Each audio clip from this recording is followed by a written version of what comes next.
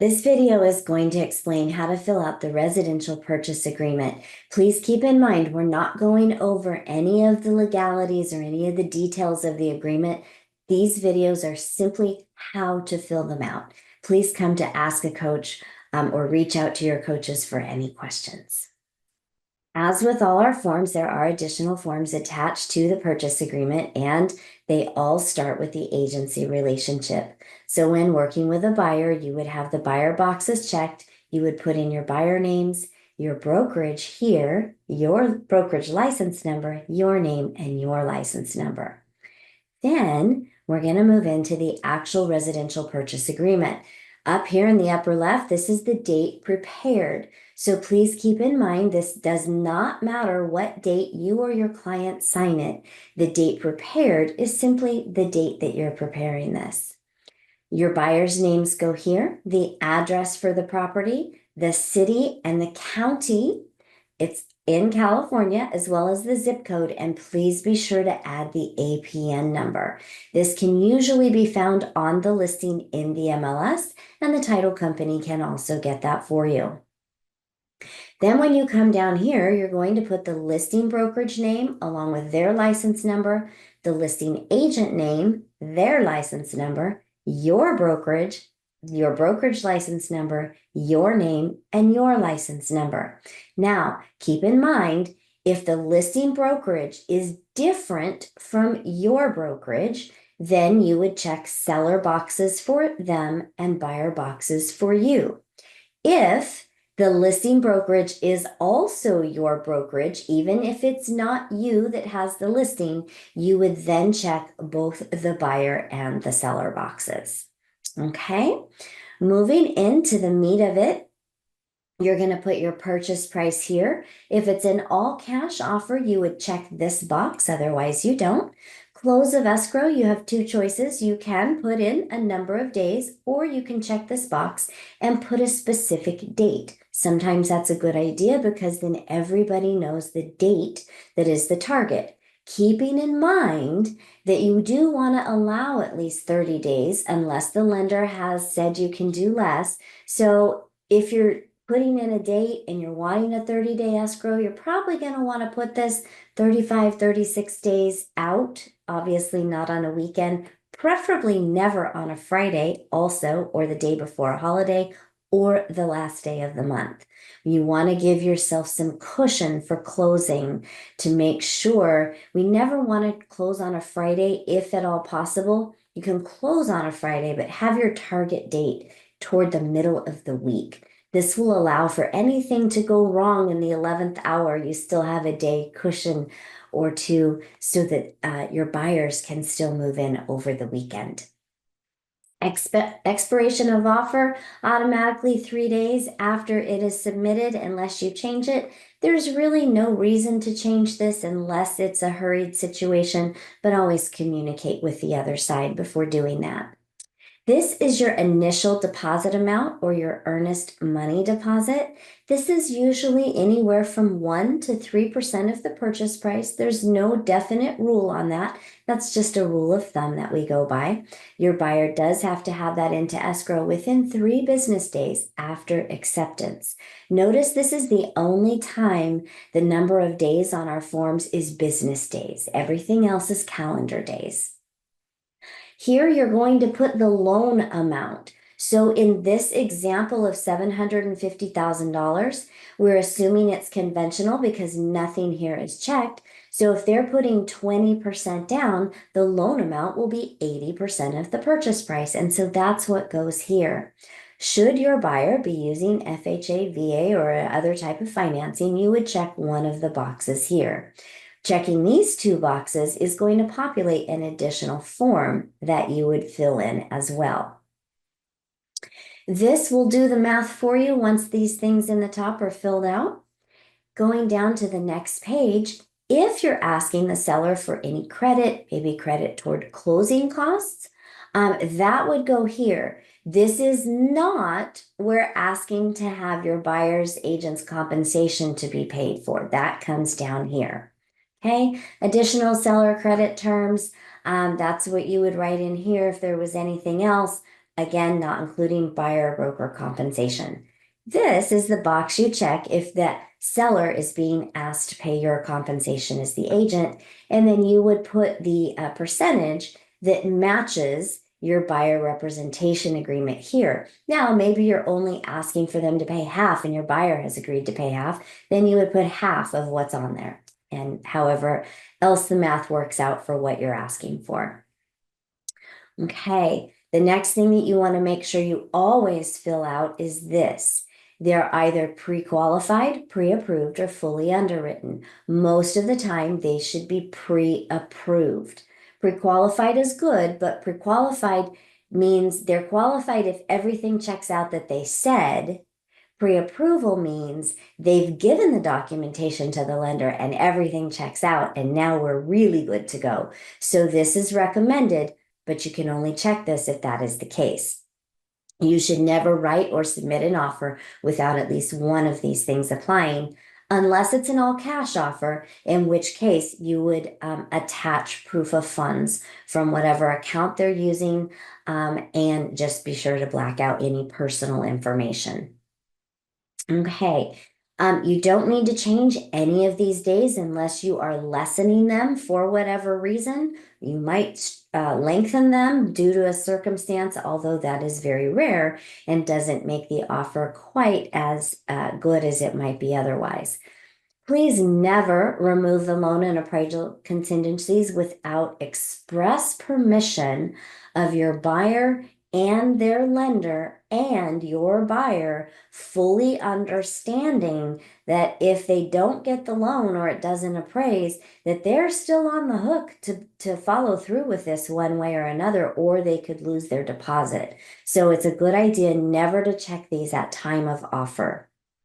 Okay, appraisal contingency based upon an appraised value at a minimum of, so that you would want to put your purchase price in here as well. Okay, time of possession. It's upon recordation unless you check a box and put in a different time. We don't recommend changing that. Seller occupied at close of escrow, unless you put something different in here, in which case a form is going to populate. Say the seller needs to stay in possession after close for a number of days. If it's 29 or fewer, they're going to get an SIP, seller in possession. If it's 30 days or more, this actually necessitates a lease agreement, which is the RLAS. So if that comes up, you can ask us any questions about that. If it's a tenant occupied property, you would check this box. Otherwise, you don't need to do anything there. And again, we recommend leaving the times that are automatically in here unless there is a reason to shorten or lengthen them. Here, you're going to check anything that is included in the sale. Typically, stoves are included, dishwashers are included because they're built in. Anything else would be at the buyer's discretion to ask for. And then if there's something additional not on this list they would like to stay, you could check this box and write it in. If there's something that they would like definitely removed, you could check this box and write it in. All right, moving on. Natural hazard disclosure. Typically, the seller pays for that. We recommend that you use SNAP as the natural hazard disclosure company. And then, of course, if necessary, you would ask for the wildfire disclosure depending on your area. And we do recommend you check the seller box if that is necessary.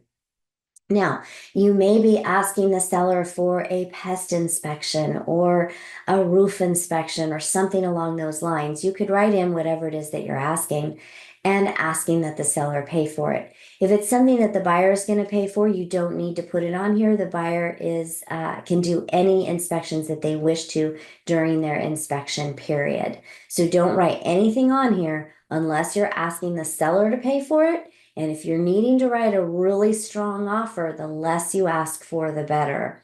Keep in mind, if this is a VA offer, you do have to ask for a pest inspection with a full clearance. Okay, You're always going to check the seller box for the smoke alarm, the CO detectors, and the water heater bracing. And please make sure those things are done and in working order before an appraiser goes out to avoid any additional recheck fees. Your government required point of sale items, you would check ideally the seller boxes and write in if applicable. You want to check with your local county or city to see if there are any point of sale requirements. Not every location has them, and some do. For instance, in some areas, if the water saving appliances, such as a low flow toilet, if there isn't one in the home, but when it changes hands, it needs to be installed. So this is just something to keep in mind. So check with your local area. If you're writing this at a time where you're unable to get the information, check the seller boxes and write in if applicable. Okay, escrow fees, each to pay their own, and we recommend that you write in your local market center's preferred escrow. Your local market center's escrow officers are there to help you, and they will be an absolute asset to help you through this process. So we highly recommend this unless the listing has stated something otherwise. The title insurance policy, you'll check that the seller pay for that. And when we're asking for our escrow company, we like to be nice and let the seller choose. Unless, of course, your buyer has a preference, and usually they don't. County and city transfer taxes. Again, you'll want to know if your county or city has these fees. Some do, some don't. If you're unable to find out at the time of writing the offer, check the seller boxes and write in if applicable, because it will only apply if they're actually there. If the property you're writing an offer on has HOA fees, be sure to fill out this portion, as that's very important. And usually we ask the seller to pay those transfer fees, and it can be the buyer.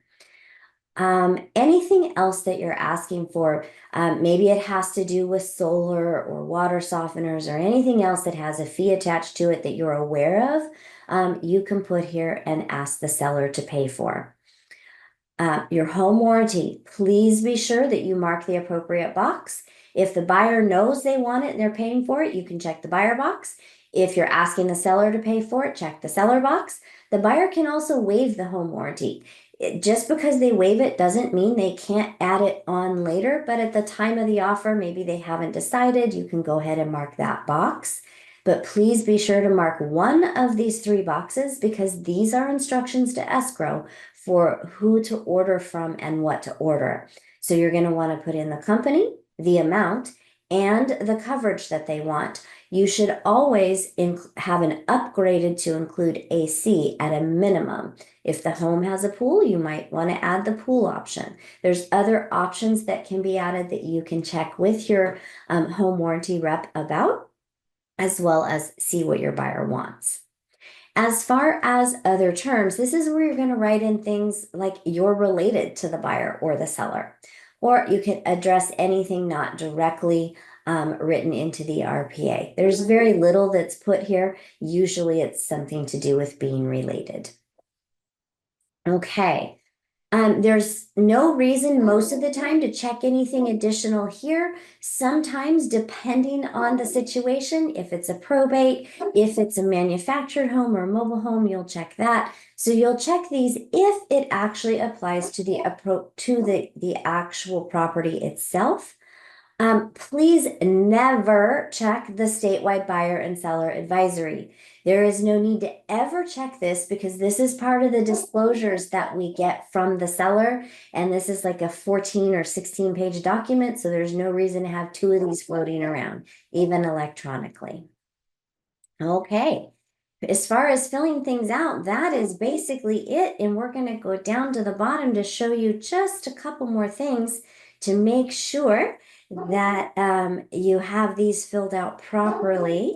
So you're going to want to make sure that your brokerage information is here, along with their license number, your name and license number, the address, your email address and phone number, and then of course the information for the listing side as well, because it's very important that your designated electronic delivery address is your email, which you should have up here, or if it's your phone number by text or whatever, you can change it, but we don't recommend that. Okay. So the other thing to keep in mind with this is there's some standard things that are in here. And the one thing I do like to point out, because this is so important, is the wire fraud and electronic funds transfer advisory. Please make sure that your buyer knows never, ever, ever to wire funds to escrow unless they have spoken directly to the escrow officer and they get those instructions over the phone. Never rely on email, and never email to ask if something's correct, because if it's a fraudulent email, you're asking the person committing fraud if it's correct. So please make sure they are aware of that. And that is the nuts and bolts for filling out a residential purchase agreement.